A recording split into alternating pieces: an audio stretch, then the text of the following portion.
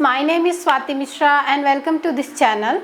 हमने previous class में dice related problems देखे थे और किस तरह से डाइस से रिलेटेड प्रॉब्लम्स को सॉल्व करना है हमने वो देखा। अगर आपको एक डाई दिया हो या 2 डाइस दिए हों, 3 डाइस दिए हों, सारे कंडीशंस हमने पढ़े थे। आज हम उसी टॉपिक से रिलेटेड कुछ क्वेश्चंस सॉल्व करेंगे। तो अगर आपको ये लेक्चर अच्छा लगता है तो प्लीज़ लाइक कीजिए और इसे शेयर करिए और कमेंट बॉक्स में कमेंट करके बताइए कि किस तरह से बना है और क्या क्या इम्प्रूवमेंट हम कर सकते हैं। तो यहाँ पर हम क्वेश्चन सॉल्व करते हैं। मैंने लिया है यहाँ पर 4 के विपरीत सतह पर कौन सा अंक होगा, मतलब ये जो नंबर 4 लिखा है इसके अपोजिट सरफेस पर कौन सा नंबर है। तो इसके लिए हमने पढ़ा था कि पहले हम इसके एडजेसेंट सरफेस के अंकों को जोड़ेंगे और पता कर लेंगे कि ये पासा साधारण पासा है या फिर मानक पासा। और साधारण पासा क्या होता है, मानक पासा क्या होता है, ये हम पिछले क्लास में पढ़ चुके हैं। साधारण पासे में अपोजिट सरफेस के अंकों का योग 7 नहीं होता। तो पहचानने के लिए इसके एडजेसेंट अंकों को जोड़िए। तो हमने जोड़ा तो ये मिला 2 + 6 तो ये मिला 8, 6 + 4 करिए तो ये मिला 10 और 2 + 4 करेंगे तो ये मिल जाएगा 6। मतलब कोई भी हमें 7 नहीं मिल रहा है। तो अगर एडजेसेंट सरफेस का सम 7 नहीं मिल रहा है इसका मतलब ये मानक पासा है। और अगर ये मानक पासा है इस कंडीशन पर अपोजिट सरफेस के अंकों का सम कितना होगा, 7। तो हमने पढ़ा था कि अगर कोई पासा मानक पासा होता है उस कंडीशन पे फिक्स है कि 6 के अपोजिट होता है 1, 4 के अपोजिट 3 और 5 के अपोजिट 2। हमें पूछा गया है 4 के विपरीत सतह पर कौन सा होगा, तो इस 4 के अपोजिट सरफेस पर कौन सा अंक होगा, 3। और ये हमें हमारा आंसर मिल गया। तो सबसे पहले मानक पासा और साधारण पासा आपको पहचानना होगा। इसी तरह का नेक्स्ट क्वेश्चन देखिए। यहाँ पर हमें दिया हुआ है 1 के विपरीत सरफेस पर कौन सा नंबर होगा। तो यहाँ पर ये पासा दिया हुआ है। अब यहाँ भी हम चेक करेंगे कि ये साधारण पासा है या मानक पासा। तो 6 + 1 जब हमने किया तो ये हमें मिल गया 7। इसका मतलब ये एक साधारण पासा है क्योंकि इसके एडजेसेंट सरफेस के अंकों का योग 7 मिल गया। अब जब कोई भी पासा साधारण पासा होता है तो हम डायरेक्टली नहीं बता सकते एक पासे की कंडीशन से। 2 पासे की कंडीशन से तो हम बता सकते हैं। तो अगर एक ही पासा दिया है तो हम किसी के भी अपोजिट सरफेस पर नहीं बता सकते। तो हमें पूछा गया है 1 के विपरीत। तो हम यहाँ से एक अनुमान लगा सकते हैं कि 1 के विपरीत कौन कौन सा अंक होगा। 5 हो सकता है, 3 हो सकता है, 4 हो सकता है, क्योंकि यहाँ पर वो तीनों अंक नहीं दिख रहे हैं। ये जो सामने 3 फेस दिख रहे हैं उसमें 1, 6 और 2 विजिबल हैं और ये 3 डिजिट्स इनविजिबल हैं।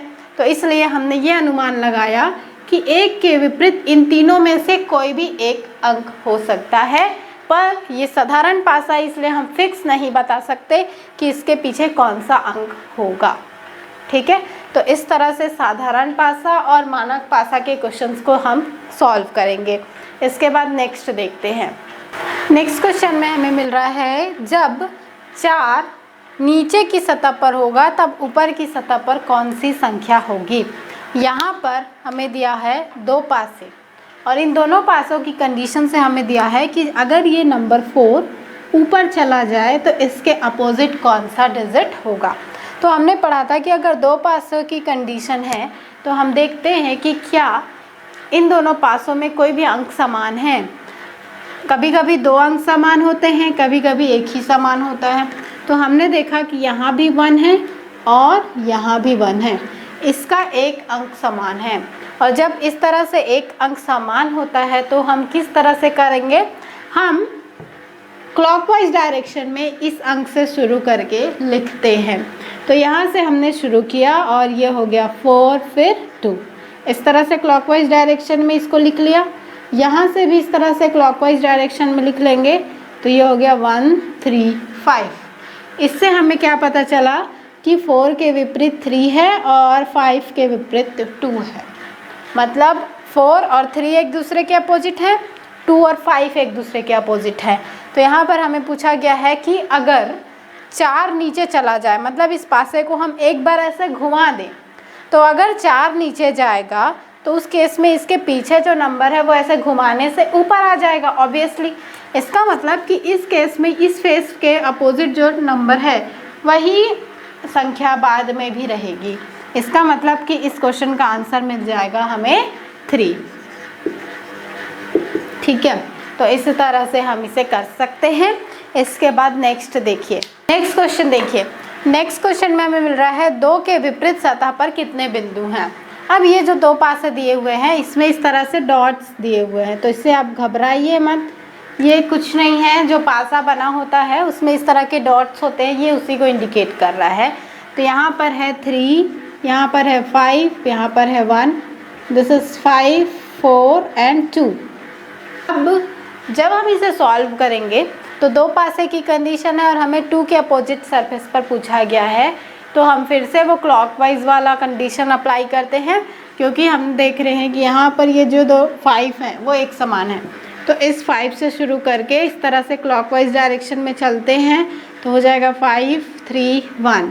यहाँ पर इस 5 से शुरू करके इस तरह से अपोजिट डायरेक्शन में चलेंगे तो हो जाएगा 5, 2 एंड 4। तो इससे हमें क्या मिल गया, 2 के अपोजिट सरफेस पर 3 हो जाएगा। तो हमें आंसर क्या मिल गया, डिजिट 3। तो यहाँ से ये आप नोट कर लीजिए कि 2 के अपोजिट सरफेस पर 3 बिंदु होंगे। इस तरह से कर सकते हैं। इसके बाद नेक्स्ट देखते हैं। नेक्स्ट क्वेश्चन में हमें मिल रहा है, ये 4 डाइस की कंडीशंस दिए हुए हैं और हमें दिया हुआ है 6 के विपरीत कौन सी संख्या है। ये जो 6 है, नंबर 6, इसके अपोजिट हमें ज्ञात करना है। तो जब मैंने आपको बताया था कि जब भी इस तरह से 3 या मोर देन 3 डाइस की कंडीशन होती है तो हम पहले 2 लेते हैं। हम इन दोनों को पहले कंसीडर करते हैं। तो इनमें देखिए, ये 6 दोनों में है, 2 दोनों में है, मतलब यहाँ पर 2 डिजिट्स एक समान है। तो अगर किसी 2 डाइस की कंडीशन में 2 डिजिट्स एक समान होती है तो हमने क्या पढ़ा था कि ये जो बचने वाला 3rd डिजिट होता है वो एक दूसरे के अपोजिट होता है। मतलब हमें मिल गया कि 3 के अपोजिट होगा 4। ओके, अब हम आते हैं इन दोनों डाइस की कंडीशन पर। तो यहाँ भी देखिए, ये 6 यहाँ भी है, 6 यहाँ भी है, 4 यहाँ भी है और 4 यहाँ भी है। इसका मतलब क्या है कि जो बचे हुए डिजिट है 2 और 5, ये एक दूसरे के अपोजिट हो जाएंगे, 2 का अपोजिट 5। अब इन दोनों कंडीशन से हमें क्या मिल गया कि 6 के अपोजिट ऑब्वियसली 1 होगा।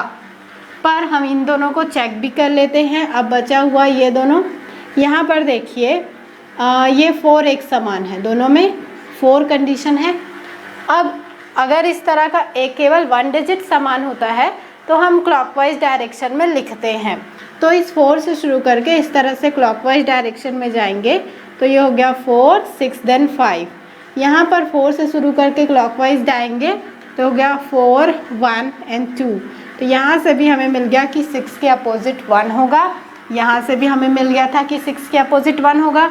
तो 6 के विपरीत या 6 के अपोजिट कौन सा नंबर होगा, नंबर 1। इस तरह से हम इस क्वेश्चन को कर सकते हैं। इसके बाद नेक्स्ट देखते हैं। हमें क्वेश्चन दिया हुआ है, इन तीनों स्थितियों में नीचे की सतह पर कौन सी संख्या होगी। यहाँ पर हमें डाइस के 3 कंडीशंस दिए हुए हैं और हमें दिख रहा है कि इन तीनों कंडीशन में जो नंबर 4 है वो ऊपर की सतह पर यहाँ पर है। अब हमें पूछा गया है कि इन तीनों ही कंडीशंस में नीचे की सतह पर कौन सी संख्या होगी। तो इसके लिए हम क्या करेंगे, सभी कंडीशंस को देखते हैं। तो देखिए, सब में 4 ऊपर की सतह पर है, हमें 4 के नीचे की कंडीशन बतानी है। तो इसके लिए हम देखेंगे कि इसके एडजेसेंट सरफेस पर कौन कौन से अंक हैं। तो 2 है, 3 है, 1 है, देन 6 है। मीन्स 4 के एडजेसेंट सरफेस पर 2, 3, 1 और 6 हैं। तो ये नंबर इसके अपोजिट सरफेस पर नहीं आ सकते। क्यों नहीं आ सकते? आप कहेंगे कि यहाँ पर 2 और 3 है तो इसके अपोजिट तो 6 आ सकता है या 1 आ सकता है या 5 आ सकता है। यहाँ पर इसके एडजेसेंट 1 और 2 है तो इसके अपोजिट 6 और 5 आ सकते हैं। पर ऐसा नहीं होगा, क्योंकि आप डाइस की तीनों कंडीशन में ये ध्यान दीजिए कि जो डाइस है वो इस तरह से रखा हुआ है, ठीक है। ये जो ऊपर की कंडीशन है और ये जो नीचे की कंडीशन है ये दोनों फिक्स है। उसको कैसे घुमा रहे हैं? केवल ऐसे ऐसे, इसको इस तरह से नहीं घुमा रहे हैं, केवल इस तरह से घुमाया जा रहा है। और ऐसे घुमाते हैं जब, तो ऊपर का सरफेस और नीचे का सरफेस तीनों ही कंडीशन में सेम होता है। और यहाँ पर हमें दिख रहा है कि ऊपर का कंडीशन तीनों ही उसमें सेम है, तो जो इसके एडजेसेंट सरफेस पर नंबर दिख रहे हैं वो एक दूसरे के अपोजिट होंगे, पर जो 4 का अपोजिट है वो फिक्स है। तो जो नंबर यहाँ पर हमें नहीं दिख रहा है वही नंबर 4 का अपोजिट होगा, क्योंकि वो एक भी कंडीशन में नहीं आया है और वो नीचे की सरफेस पर फिक्स है। तो वो नंबर कौन सा होगा? आप इसको देखकर बताइए। वो हो जाएगा नंबर 5। मतलब इन तीनों ही कंडीशन में 4 के अपोजिट सरफेस पर कौन सा नंबर है? नंबर 5। तो हमारा आंसर हो जाएगा option number C, that is 5, 5 और 5। ओके, तो इसे इस तरह से कर सकते हैं। नेक्स्ट देखते हैं। कभी हमें एग्ज़ाम में नंबर ना देख करके कुछ साइन दे दिए जाते हैं और डाइस के जो 3 दिखने वाले सरफेस है उसमें कुछ सिंबल्स दे दिए जाते हैं और हमें उसके अपोजिट सिंबल्स बताने होते हैं। तो उससे आप घबराइएगा मत। और उसी तरह का हमने एक नेक्स्ट क्वेश्चन लिया है। नेक्स्ट क्वेश्चन में हमने लिया है सभी स्थितियों में प्लस के सामने क्या होगा। यहाँ पर देखिए हमें divide by, zero, multiply, subtract, del, ये सभी साइन दिए हुए हैं और हमें पूछा गया है कि प्लस के सामने कौन सा अंक होगा। तो ये सेम है, आप बस इन सभी को रिलेट करते जाइए और सॉल्व करते जाइए। पहले फिगर 1 और फिगर 2 को देखते हैं। तो जब हम फिगर 1 और 2 को देखेंगे तो यहाँ से देखिए कोई डिजिट एक समान है, तो हमें मिला कि ये ज़ीरो दोनों में है, मल्टीप्लिकेशन दोनों में है। तो मल्टीप्लिकेशन दोनों में है, ज़ीरो दोनों में है, तो जो बचा हुआ है डिवाइड बाय और माइनस वो एक दूसरे के अपोजिट होंगे। तो ये हमें मिला फ्रॉम 1 and 2 फिगर से। अब हम आते हैं फ्रॉम 2 and 3। सेकेंड और थर्ड फिगर में देखिए, यहाँ पर हम देखेंगे तो हमें इसमें कोई भी डिजिट एक समान नहीं मिल रहे हैं। मीन्स यहाँ पर सारे जो सिंबल हैं वो अलग अलग हैं, तो हम नहीं बता सकते। तो हम नेक्स्ट में चलते हैं, थर्ड और फोर्थ में। तो थर्ड और फोर्थ में जब हम गए तो यहाँ पर प्लस दोनों में हैं। तो जब प्लस दोनों में हैं तो प्लस से शुरू करके हम ऐसे क्लॉकवाइज डायरेक्शन में चलते हैं। तो ये हो जाएगा प्लस, फिर डिवाइड बाय, फिर डेल। और यहाँ पर प्लस से शुरू करके जाएंगे तो प्लस, फिर डिवाइड बाय, फिर ज़ीरो। इसका मतलब हमें क्या मिला कि फिगर 3 और फिगर 4 से डेल का अपोजिट क्या है? ज़ीरो है। तो डेल का अपोजिट ज़ीरो है, डिवाइड बाय का अपोजिट सब्ट्रैक्ट है, तो ऑब्वियसली प्लस का अपोजिट क्या हो जाएगा? मल्टीप्लाई। पर हम उसके लिए करते हैं, कोई और फिगर ले लेते हैं। तो अगर हम 1 और 4th फिगर लेंगे, ये वाला और ये वाला, तो आप देखेंगे कि डिवाइड बाय दोनों में है और ज़ीरो दोनों में है। तो ये जो बचा हुआ नंबर है प्लस और मल्टीप्लाई, ये ऑब्वियसली एक दूसरे के अपोजिट होंगे। हमें पूछा गया है कि प्लस के अपोजिट कौन सा है, तो प्लस के अपोजिट मल्टीप्लाई होगा। तो इस तरह से आप चाहे कोई भी सिंबल दिया हो, बस आप रिलेट करते जाइए।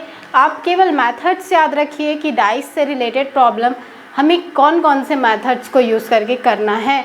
और मेथड्स के लिए आप प्रीवियस लेक्चर देखिए जो यहाँ पर आई बटन में डला हुआ है, और उससे आप आसानी से कर सकते हैं। एक और क्वेश्चन देखते हैं। नेक्स्ट क्वेश्चन देखते हैं। हमें यहाँ पर डाइस के 3 कंडीशंस दिए हुए हैं और ये 3 क्वेश्चंस हैं। हमें गिवन है 6 के विपरीत कौन सा अंक है, 2 के विपरीत फलक पर कौन सा अंक है और आकृति 2 में नीचे की सतह पर कौन सा अंक है। तो हमें ये 3 फिगर दिए हुए हैं, इन तीनों को देखते हैं। फर्स्ट और सेकंड को अगर हम देखेंगे तो फर्स्ट और सेकंड में 6 नंबर एक समान है और ये 3 नंबर एक समान है। इससे हमें क्या मिला कि 5 के विपरीत होगा 2, या हम कहें 2 के विपरीत होगा 5। ओके, अब हम आते हैं सेकंड और थर्ड फिगर पे। तो सेकंड और थर्ड फिगर में 5 5 दोनों में है और 3 3 दोनों में है। इसका मतलब है कि 6 के विपरीत हो जाएगा 4। ठीक है, अब हम फर्स्ट और थर्ड देखते हैं। तो फर्स्ट और थर्ड जब हम देखेंगे तो दोनों में 3 है यहाँ पर से। ओके, केवल एक ही डिजिट है तो 3 से शुरू करके लिखते हैं ऐसे। तो ये हो जाएगा 3 देन 2 देन 6। यहाँ पर क्या हो जाएगा 3 देन 5 देन 4। इसका मतलब 6 के विपरीत 4, 5 के विपरीत 2, ये हमें मिल चुका है। तो जो नंबर बचा है 3 और 1, ये दोनों एक दूसरे के विपरीत होंगे। तो हमारा जो क्वेश्चन था कि 6 के विपरीत कौन सा अंक होगा, इसमें हमारा आंसर क्या हो जाएगा, 6 के विपरीत है 4। 2 के विपरीत कौन सा अंक है, तो 2 के विपरीत कौन सा अंक हो जाएगा 5। अब हमें पूछा है आकृति 2 में नीचे की सतह पर कौन सा अंक होगा। तो ये आकृति नंबर 2 है, इसमें नीचे के विपरीत नीचे की सतह पर कौन सा अंक, मतलब 3 के विपरीत कौन सा अंक, तो 3 के विपरीत कौन सा अंक है 1। तो इसमें हमारा आंसर क्या हो जाएगा, नंबर 1। ओके, को हम इस तरह से कर सकते हैं। तो आज की क्लास में हम इतना ही करते हैं। नेक्स्ट क्लास में हम कुछ और रीजनिंग के एक्साइटिंग क्वेश्चंस लेकर आएंगे, जिसमें हम ये देख सकते हैं कि मेकिंग ऑफ बॉक्स, अगर हमें क्यूब बनाने होते हैं तो किस तरह से कागज़ को मोड़ना है, क्योंकि इस तरह का क्वेश्चन भी पेपर में आता है। तो नेक्स्ट क्लास में हम बॉक्स मेकिंग के क्वेश्चंस करेंगे। Thank you.